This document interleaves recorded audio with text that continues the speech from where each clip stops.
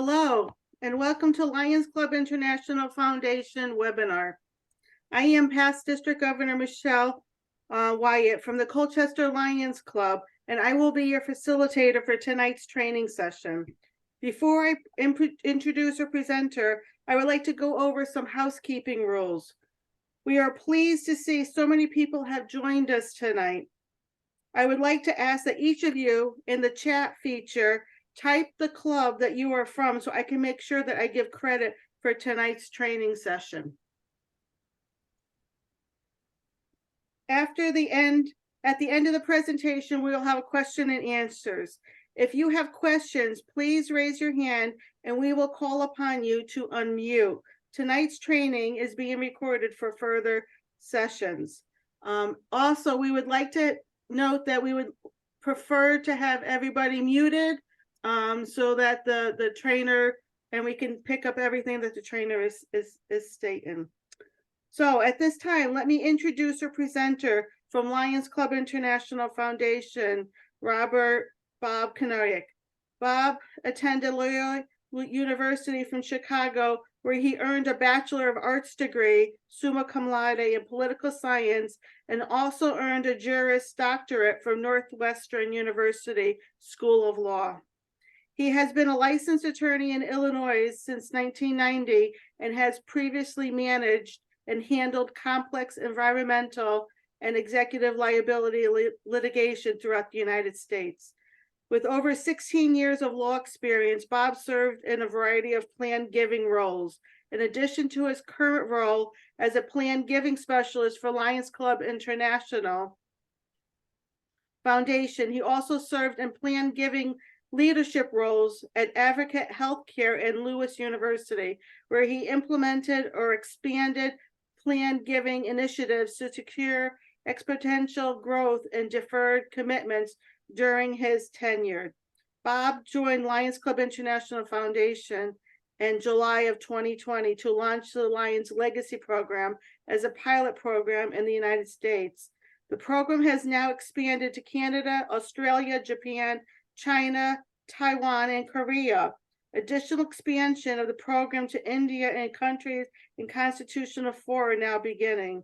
On behalf of District 23C and all of Multiple District, Connecticut, it is my pleasure to welcome from Oak Brook, Illinois, Lions Club International Foundation, our plan giving specialist. Bob, welcome.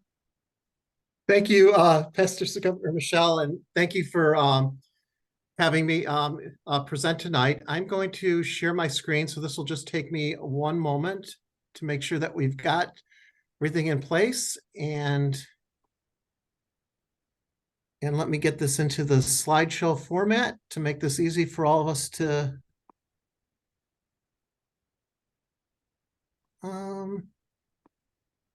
there we go. Okay, so thank you again. Tonight, what I was going to talk about is really a celebration of the impact of Lion service. I'm going to be talking a little bit about Lion service globally, but with a really strong emphasis on Connecticut. There's been a lot of great stories that I'm going to fully share today regarding projects in Connecticut and the involvement of Connecticut Lions. And so it's really great to actually, at least virtually, see everybody in Multiple District 23 and be able to share some of these stories. I think one of the best ways to start is looking at our international president and her presidential theme and messaging. Her messaging about changing the world is very powerful. And I think that's what we do as Lions. Obviously, we're always working in our communities and making sure that at the ground level, we're involved in various projects. But when you compound that with all the other Lions throughout the world who are doing that similarly, and you compound it with individual projects that are geared towards areas like sub-Saharan Africa or India or various disasters, it becomes really powerful. And at the end of the day, we're all Lions. So when people see the impact of all these service projects, they know it's coming from Lions. When I look back at LCIF all the way back to 1968, from the founding, there's actually been 20,000 or more grants and over $1.2 billion in grants awarded. And just out of curiosity, I did look up Connecticut, and of that, we've had 51 grants and 1.24 million in grant amounts. So that's been substantial, and it's of course growing. But I think that what's most important is to really look at the causes, and our global causes have really expanded. I know many of us look at being Lions from back in Helen Keller and her challenge, and becoming Knights of the Blind. And so we certainly are still very well known for vision. We've expanded to youth. Disaster relief has been something that we've been really becoming more and more known for, because we're in the communities. Lions are often the very first to arrive and often the very last to leave. Humanitarian, diabetes, childhood cancer, hunger, and also environmental issues are becoming increasingly important, and they're all being served by Lions, both here in the United States and throughout the world. But when we look at those, the numbers are great, but I think what's most important is really the impact of this Lion service. And so pulls out some really interesting number, about 9.7 million cataract surgeries performed. Lion's Quest is continuing to grow, and it's been impacting over 20 million students worldwide. That national disasters, as I've talked about, are unfortunately continuing to increase. And to date, we're looking at about 140 million, but that's an area that's continues to grow, and it's been noticed from outside. We've had a number of people who have been reaching out to us to support Lions because of the work that's done, on the ground and the various service projects. As I mentioned before, diabetes is a newer cause area, and we've already reached over 5 million people. And Sight for Kids, we'll hear a little bit about that again later in the presentation, but that's already reached 50 million school children. And this is really just a small slice of the impact. I think that when you look at these numbers, you're affecting individuals, but you're also affecting families, and you're affecting communities. So really, this impact is compounded and augmented throughout. And one of the best parts about this whole process, and I'll start with LCIF funded grants and projects, is it continues. So not only is it impacting lives, influencing others, but it's continuing on for so many more generations. And the impact is so much greater because Lions are actually doing the work, doing the service. So 100% of all donations go towards these projects, but that's really just the start. How many volunteer hours in addition to that are Lions doing? So I think that's a really powerful reason for, and kind of what we do, doing what we do. I also wanted to take a moment to really look at last year and the grants awarded. This is coming off our campaign 100, where we raised approximately 325 million. And we're already seeing this is one of the largest grant funding years we've had in our history. In fact, it was the largest. It was 39.2 million and 1,444 grants awarded. But I wanted to also look at particular grants. I really wanted to focus in on the DCG projects, the grants that come from gifts that have been made in Connecticut, and a portion of those, 10%, will go back to the clubs. And these are some of the most exciting grants to me, and I always look at that when I'm when I'm doing any of these presentations, or when I'm about to visit Lions in a different state, is we've got so many great projects here. Some of the ones from last year were the Center for the Blind, equipping that. upcoming now, Thanksgiving Day turkeys.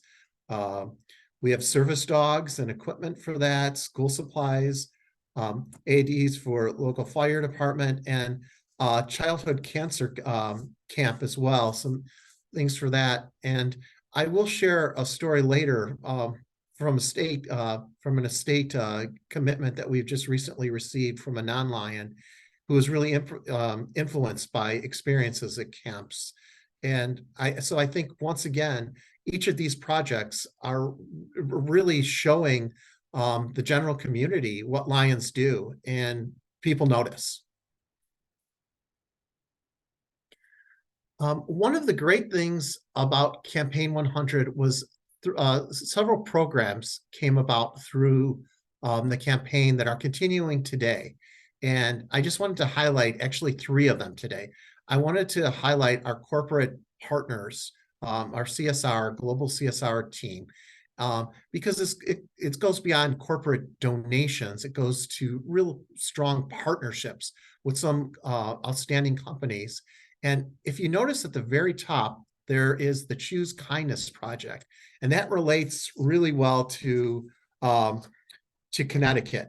As some of you who attended the recent international convention in Boston may have already heard, we had a guest speaker at one of the plenaries, Kevin Martinez, who's the vice president of corporate citizenship for ESPN. And about 3 years ago, at the very start of the pandemic, he was driving through Connecticut. And this was a time when there was a lot of uncertainty. And he kept seeing these signs, be kind. And that really influenced him. He started thinking about that. That was a very simple message. He was wondering, what could ESPN and Disney do to bring kindness to the communities? And so they ended up reaching out to Lions Clubs International, and we ended up partnering with them. And some of their initial projects have been working with bullying protection and various mental health issues, and more is on its way, and including some more activity in Connecticut alone. But I think that is a great story, and we actually had some of the pictures that were used for this. And here's kind of some examples of what he was seeing driving through Connecticut. But the corporate partnerships are so unique because they go well beyond, as I said, just the gifts and individual projects. There's challenges for all of us to build new projects. There's employee engagement. Companies really want to be involved in these projects. They're just not supporting them. There is a strong involvement. And they really are looking to Lions because of all of our cause areas, our global cause areas. So many times there's something that could fit them, or there's some project that they're working on right now, which would be augmented by Lions and Lion Service. So one of the other areas that really was a great success during Campaign 100 was our Lead and Major Gift program. When the campaign was first announced, there was a goal of 25 lead or major gift donors for the campaign.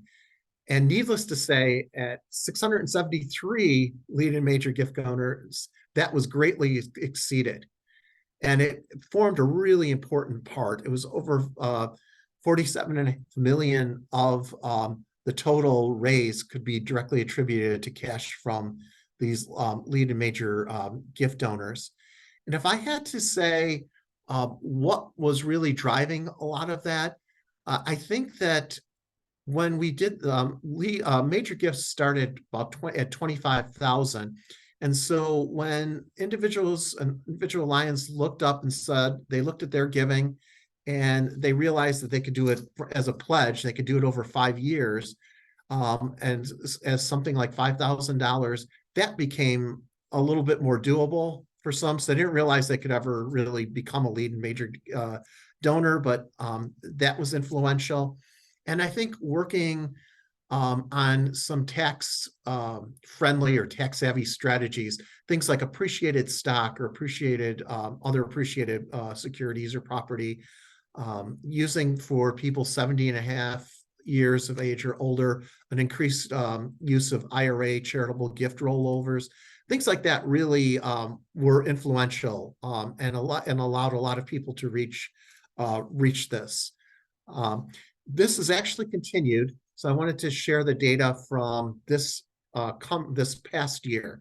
Once again, we ended up with 103 lead and major gift donors, and that was over nearly 21% of the global total raised for fiscal year 23 and 24. So this continues to be a successful program. And I wanted to share exactly how that broke down. So we have nearly 4.5 or a little over 4.4 million in total philanthropy. But as you really look at it, you have the 90 major gifts, and those really again were the sweet spot where a lot of people felt that they could do that $25,000 figure. And so that was and will, I think, continue to be a strong point going forward. And again, the 5-year pledge commitments remain from the campaign. At the start, after the campaign, we had our own Campaign 100 branded pins and plaques. But at the end of this campaign, we decided to keep the lead and major gift program after, going forward. We redesigned the pin structure. This actually came from PIP, Dr. Yamada in Japan. He was very instrumental in designing these lion heads and the pins. And I think what I really notice about these is obviously they're all beautiful pins. I think way too often we gravitate towards the other end of the chart, the $1 million, and think, well, wait a minute, that's not me. But the thing of it is there's, giving at all levels, and all levels are stewarded and are, greatly appreciated, and they can have a tremendous impact on lives and communities. And that's really what I wanted to share, because I think that's really the most important thing. This is actually some slides from a project. It was called Global Service Week in 2023, and it was February. And it was put together by a couple of our lead gift donors. And this was just an amazing event. They did 27 service projects. Some of the ones that really stood out, I can't have time to go through all of them, but one of the ones that stood out for me was there was a drilling of a borehole in a village. And this was in Kenya, in the Nairobi area. And prior to that borehole being drilled for water, individuals in that village had to walk 3 hours one way to have access to fresh water. So that really, truly impacts lives. And as you could see at the bottom of the screen, there was the 100 cataract surgeries. In addition to that, there was 2,000 screenings through Sight for Kids. And one of the things that also impressed me was just the scope. They hit really all of our cause areas. I know there was some tree planting. There was some support of a diabetes camp. They had actually come out and did specialized wheelchairs. I think there was like 8 or 9 for children with cerebral palsy. And they also were contributing. There was a bunch of United Nations events. And I think at the same time, they raised money for, I believe it was the Turkey earthquakes. There was a disaster going on at that time, and they, went online and actually raised money. So it was a real productive project, and it's continuing. As many of you know, our board of directors just recently met, and they always do a service project afterwards. And so they went to Nairobi and Kenya and continued this. So I'm sure that we'll hear some more from our Vice President, Mark Lyon, as what went on the past couple of weeks, but this continues. And we're also having another global service week. The same donors and some additional lead gift donors are getting together to keep this as a tradition and keep going forward. in future years. So I look forward to in future times to be sharing with you some additional projects. But I think at the end of the day, when we talk about these programs, it's this impact, the lives impacted, that really make the difference. And finally, I did want to talk about what I do, the Lions Legacy program. And actually, the picture of our emblem is actually our pin. And I could put one up closer to the camera if you're able to see it. It's not going to look as good because it's in plastic, but it's very similar to the lead gift. I'm sorry, to the legacy emblem that we have.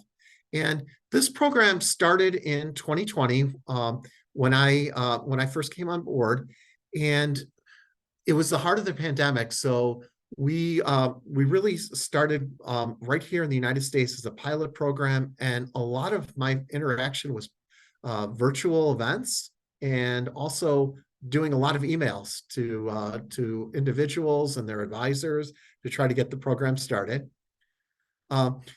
But when I was first asked to start the program, I wanted to make sure, because when you start thinking of a legacy or a planned gift program, everyone's familiar with it from their universities, perhaps their church, but we're Lions. As Lions, it needed to be something very Lionistic in nature. And that's why this I find very inspirational, is when we think back to Melvin Jones and the founding of Lions, of course, when you really think about it, and his,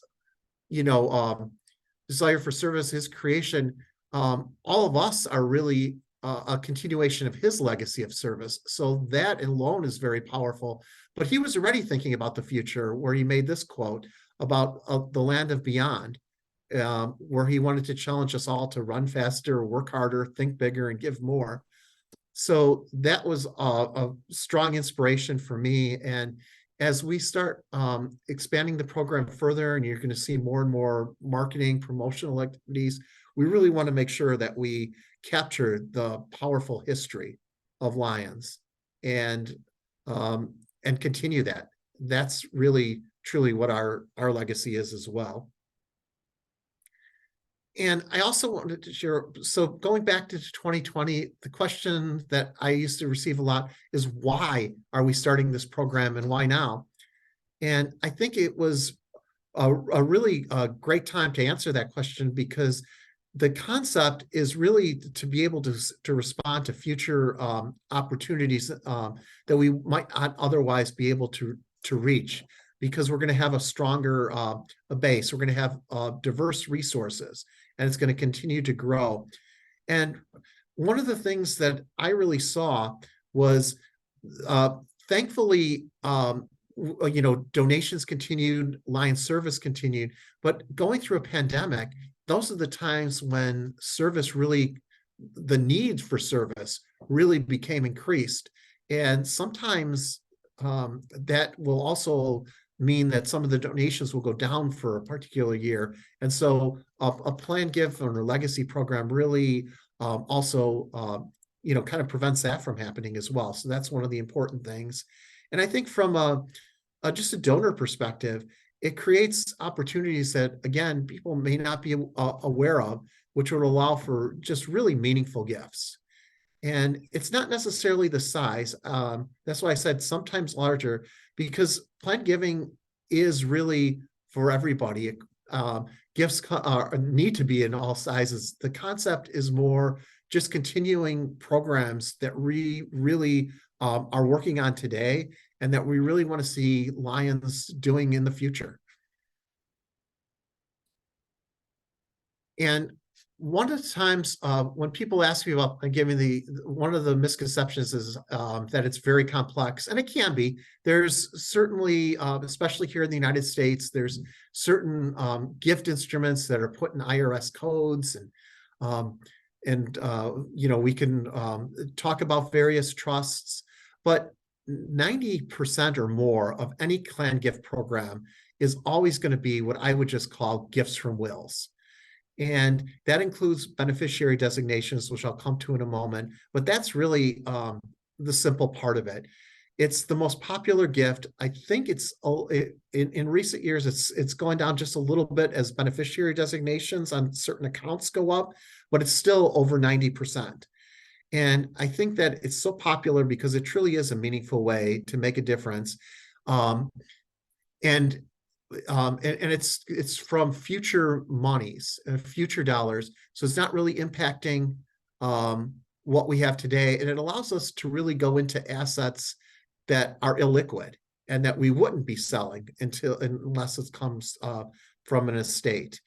So I think that that part is what makes it popular. And also they are revocable because I think that all of us are concerned. What happens during our lifetimes? What kind of events could occur? We're always worrying about health issues or other things. And so that's why this gift is really ideal for that, because we do understand that sometimes in life things happen and we may not be able to make this gift, and that's perfectly fine. The one thing that I want to stress on beneficiary designations is these are becoming increasingly popular.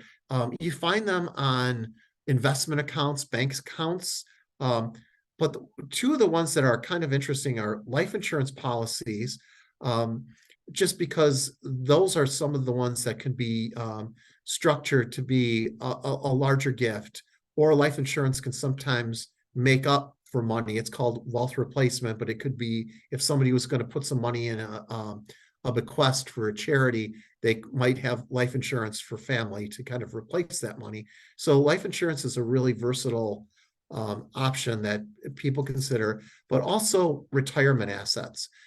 Anybody who's really doing a lot of estate planning recommend that retirement assets, especially traditional ones, because the taxes, they're tax deferred when they were created. So it's causing more and more issues for family members who end up getting this, family and friends. And so those are areas that I think a lot of estate planning attorneys tell everyone to focus on. But now the fun part. Those are kind of more the technical issues, but the thing that I'm most excited about was the start of the Lions Legacy Society, because anytime we get one of these gifts in a will, these estate gifts, we are being treated as family, and it's actually very humbling. What everyone who makes one of these gifts is saying to us is that they really recognize the importance of money and the importance. They have many options for where that gift can go. And they're saying that LCIF and Lion-based service projects are the best use of their monies. So that is really, like I said, humbling. And we really respect that. And I think that the Lions Legacy Society allows us to have continued interactions where we could celebrate and recognize the gifts.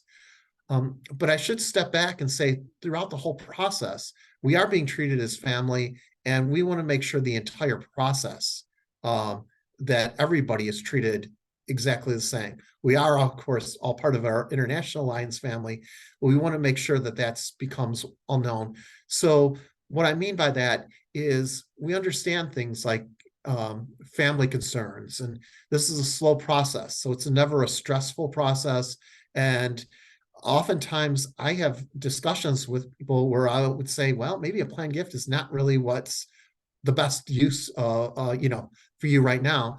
There was a lion who actually, as I'm thinking about now, was actually from Connecticut, who was looking at some gift options, which involved a Roth IRA, which was a tax-free instrument already.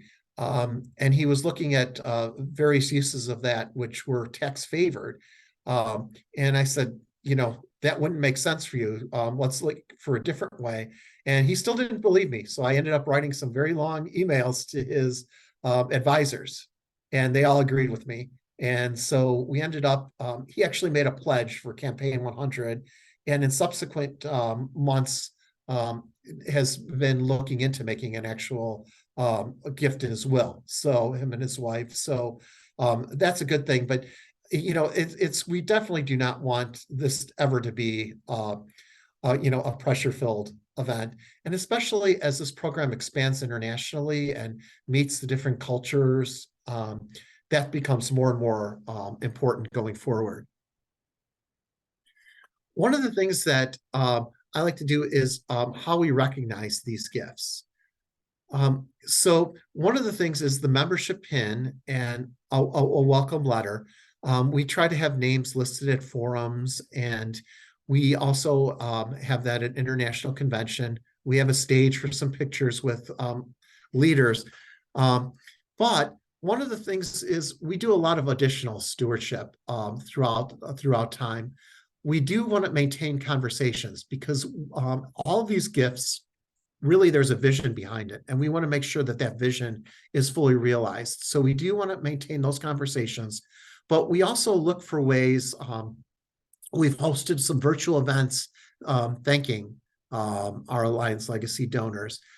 We look for things as simple as Thanksgiving Day cards. I'm looking at our international president, and we sent out just recently our Canadian Thanksgiving Day cards, and in a few weeks, we'll be looking at our American Thanksgiving Day cards as well. So we are looking for different ways and recognizing people at forums and events. And it's only going to grow and continue. But I think the most important thing for me personally is the pin. It really shows that we are part of the Lions Legacy program. And when I first started this, I went on some virtual events. And what I would always say is, as this program expands and we go to things like international conventions, and we see people from different countries all wearing the pin, that's really powerful because we can end up talking and really seeing what others' vision of the future is. And so that was 2020. And when we've had our convention in Montreal, we were international because we had Canadian and members from Canada and from the United States. And just recently at the one in Boston, we've added Japan. And now we've been working forward.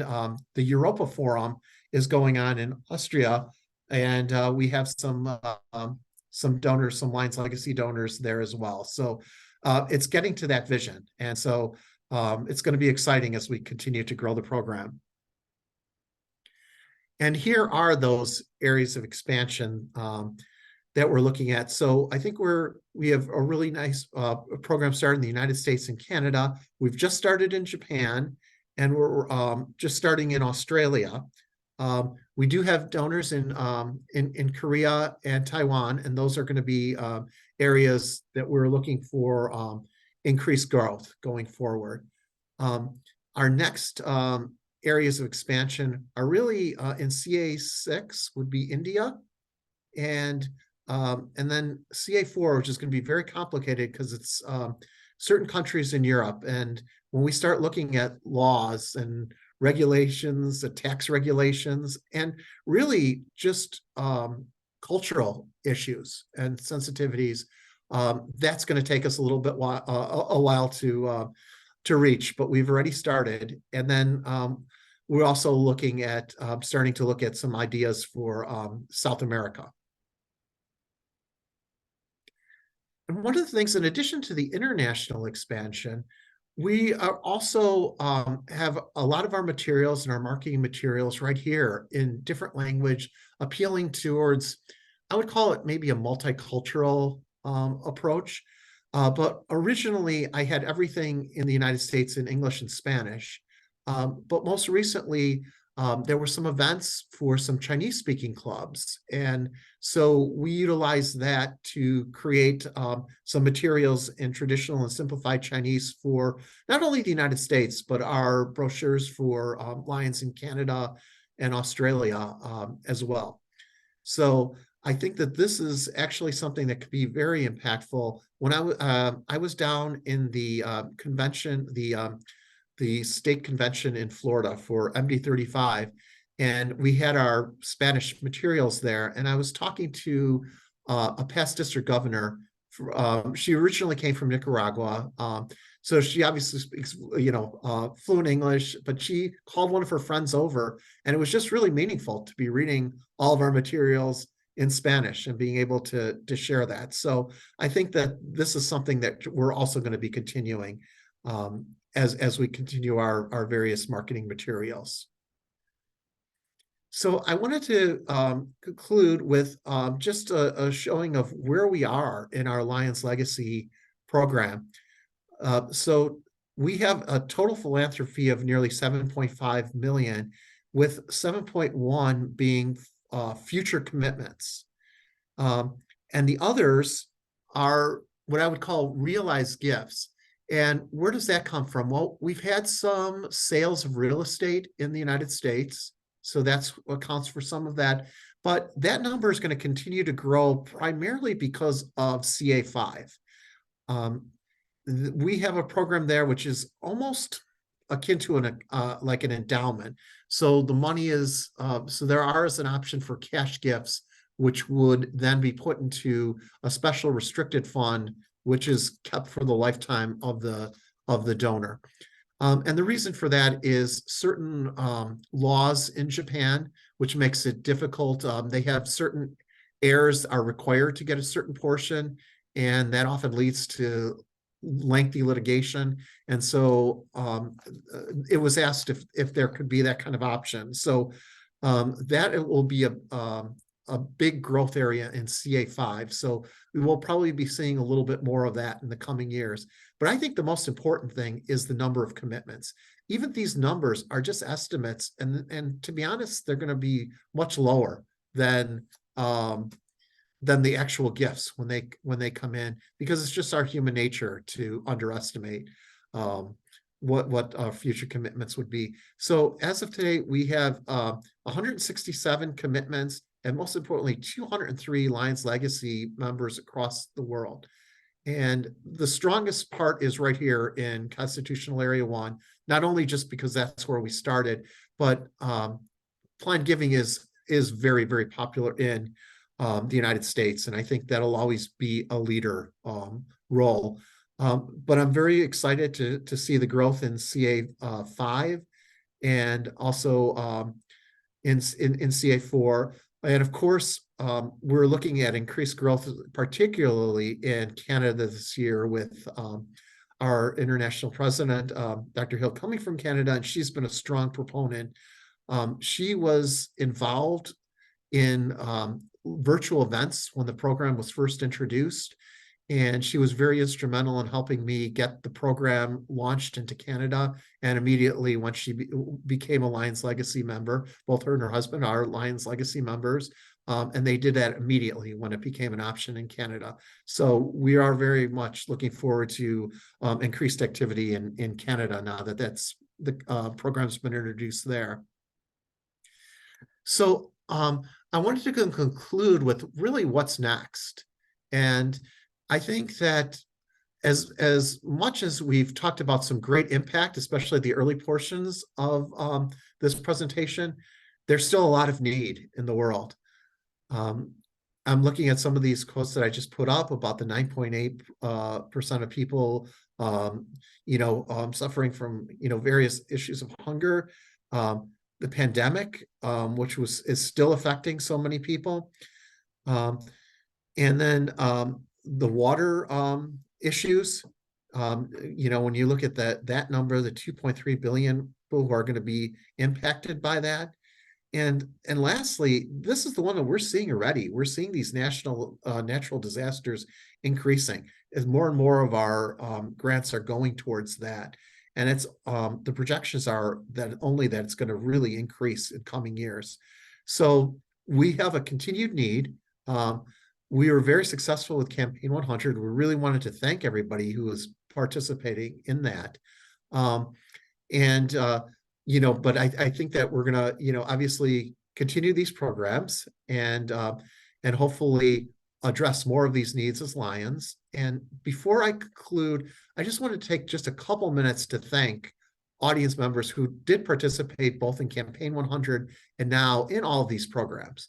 There are Lions, and some I could see on the call, who are involved in some of the CSR outreach in Connecticut and beyond.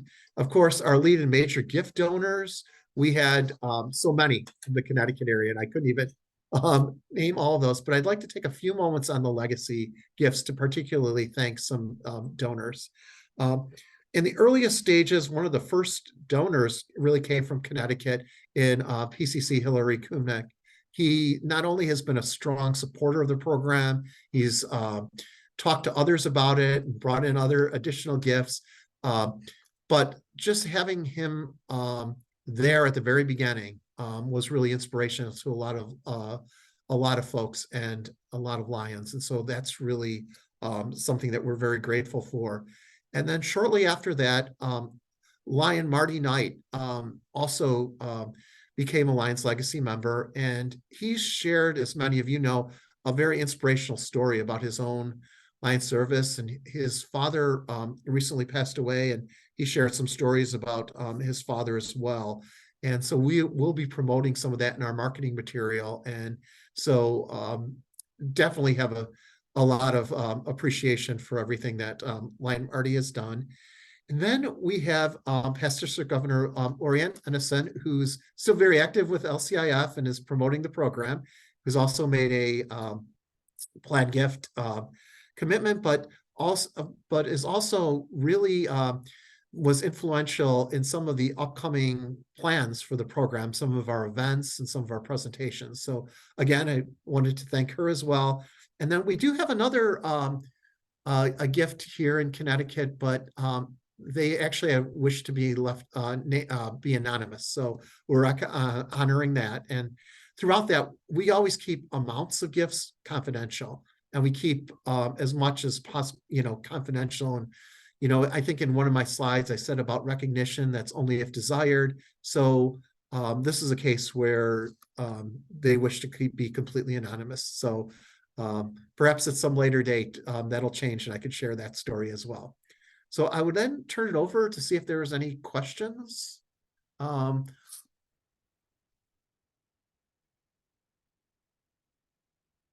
I could actually probably stop sharing the screen so I could see you better and then see any of the questions that may come up.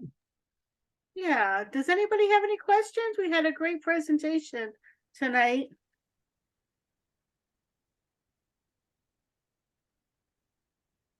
Oh, I see. Christine, if you could unmute. I'm just doing it from the screen of waving. Hi, thanks for having me. I had spoken to a woman a couple weeks ago. She was not a Lion member, but she was helping the Lions, and I think it was Seymour Lions Club. They were doing prescription pill bottles. And what they were doing was they were collecting empty prescription pill bottles and sending them over. I think she was saying they were sending them over to North Carolina or South Carolina, and then they were sending them overseas to poor countries that were actually using rags to hold medication. They didn't have any type of little plastic containers to hold their prescriptions. So I was wondering if you've heard of this program, and if the way that our club could find out information about doing something like that.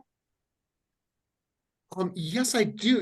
I actually happened to be down when I was in Florida and visiting a club. There was a Lion, and I could write to your name. I think it was I think she is the council chair or about to be council chair.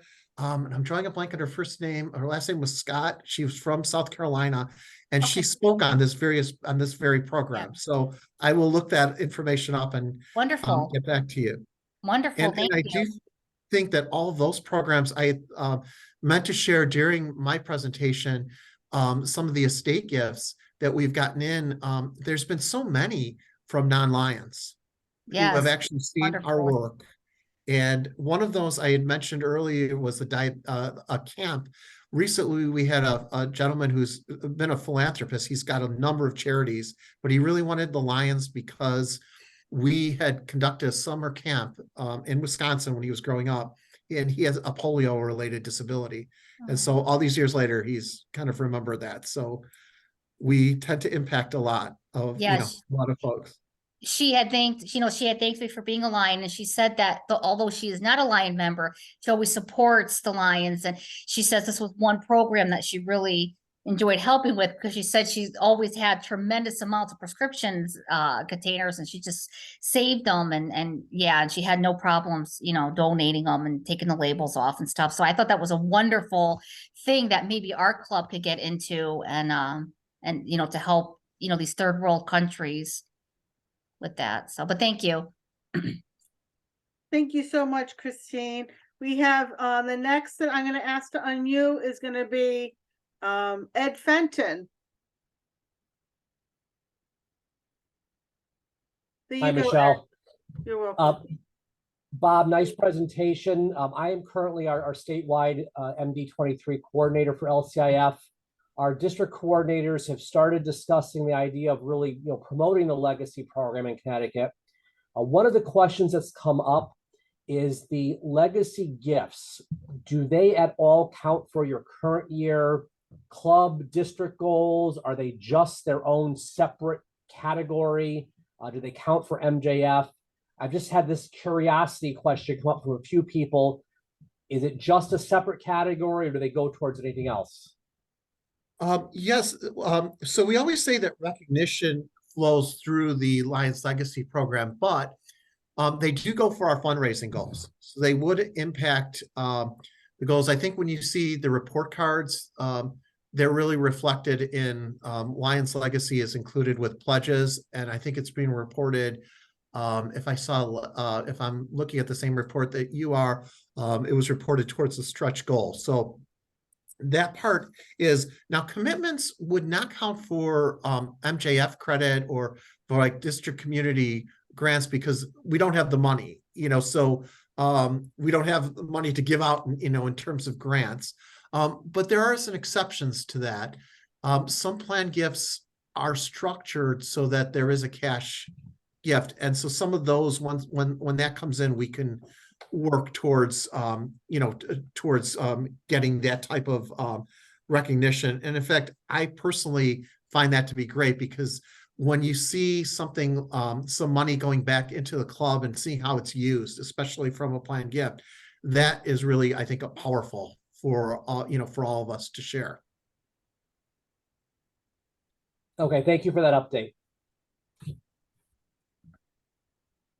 And then we have Lori Ann Benison. Good evening, Robert. Really nice presentation. Michelle, thank you so much for putting this together. It was a big home run. This year, our midwinter conference, the theme for it is an LCIF theme. So I'll be in touch with you to get some of your promotional materials to be able to get it out and promote this program with our Lions. On a personal note, I would like to encourage all of you to consider participating in this program, because there's nothing more comforting to know that long after you're gone, you're still going to be able to make an impact, you're still going to be able to serve, and you're still going to create that synergy that our Lions need to be able to respond during disaster or, as we say, a world in need. So it is definitely a very rewarding project. And Robert, I thank you so much for all the work that you do with this. Thank you. And it's easy. There's a lot of comments, Bob, in the chat, all saying how great of a presentation this was, and thanking you for everything. This was really great tonight. We really enjoyed it. Are there any other questions before we end this meeting? Peter, it looks like you want to say something. I'm gonna let you unmute, Peter. I see. Hi, Peter. You all set now? Yeah. Okay. Robert, your program is fascinating to say the least. I wish you all the success in the world. I need a little bit of help from you. Here in Connecticut, we have so many things going on. We have LCIF, obviously. We have Connecticut Lions Eye Research Foundation. We have Lions Low Vision Centers. My question is, do you have a particular strategy on extracting more money from our members without disturbing those particular causes that we hold dear to our heart? Yes, I think that's one of the best parts of a legacy program. And I think in addition to the Lions charities, so many other people have churches, their universities, other things in place. And I do think that there's really not necessarily the competition. That's why many times all of them, all of the above, there is something included. And that's kind of why we always promote things, saying, it's gifts of any size. And I think that's really true. I think so many times people look at planned giving and think it's got to be a large, gift, but it's just a real continuation. And, and I do think that the other thing is there's the ability to talk through, I would call it a restriction, but how the gift is going to be used. And that could also be partnerships with other charities. There's one in Iowa that I just received. We're about to receive a distribution from an estate, and it's a real prominent Lion from Iowa. And he, of course, had impacted several of the charities in Iowa, Lions-based charities, and some of them really could use the money. And so they were very excited about that. And so we were all, obviously working, together for that. So I do think that that's, I don't think that there's the competition, especially with, with Lion-based, charities and organizations. I've always had the belief that the only way to eat an elephant is one bite at a time. Do you have a structured program to track that? In terms of the structured program, yes. So we do have materials, and anybody is free to, we do have some of the marketing materials, and those are expanding. We have what I've tried to do with marketing materials is have an inspirational story. You may have seen from last year, we did one on past President Douglas Alexander, and I included in the back. So I called a newsletter, but it's really going to be a standalone going forward piece, which has things like bequest language that people can use. We've also created a lot of PowerPoint presentations that anybody could share if they're going to a club or wanted to talk to a Lion. And we created a declaration form that's just one page, so that was kept as simple as possible. And I don't know if that one page one was translated into all the languages that we're working on in CA1 right now, but that's the same thing that's in the brochure. So we do have a lot of those things. And then going forward, we are doing additional discussions and visits where I would be able to come to, to various events and actually speak or visit clubs while I'm out there. So we do have the program in place. And one of the things that's unique to our program is just being international. So at the same time, I was charged with expanding globally. And I think that's really beneficial to all of us, because things that I'm learning from that process are really, I'm able to share with all of us here in the United States. So I think that that's also been a real positive thing going forward. Thank you. Perfect. Thank you, Peter. Thank you, Michelle. You're welcome. Mary. Yes, thank you, Michelle. Robert, what a fantastic presentation. You really covered a lot of bases tonight, and we really appreciate it. You mentioned stretch goals. A lot of the MD coordinators do not receive the report with the stretch goals on it. Connecticut does not have any model club balances. We're all paid up. Thank you all, everybody. And as of right now, we don't have any planned giving goals as of this year. The only one in our GA1 that does is New Jersey. And everyone else right now, I know there's a lot in the works, but none have come through. Okay, District thanks to multiple district at Fenton, the the coordinators are going to be coming out with a monthly or quarterly newsletter, which should be going out within the next couple weeks, which is going to be filled with a lot of information on what's going on with LCIF. And I'm sure everybody will really find it most informative. That's it. Thank you. And I should share that in terms of planned giving goals, it never had really set forth. I've spoken more in a workshop function at various trainings for LCIF coordinators and others, which was just really how to talk about the gifts and things along that nature. I'm not sure necessarily that I would ever really have like a set goal for people, because I want to make sure that this is the right gift. It's not right for everybody. Somebody may instead want to make a current cash gift. So we will, I will look at that, but we do have some other ideas. I know somebody had suggested a banner patch for like 100% Legacy Club. And so there's other things that we're looking at implementing.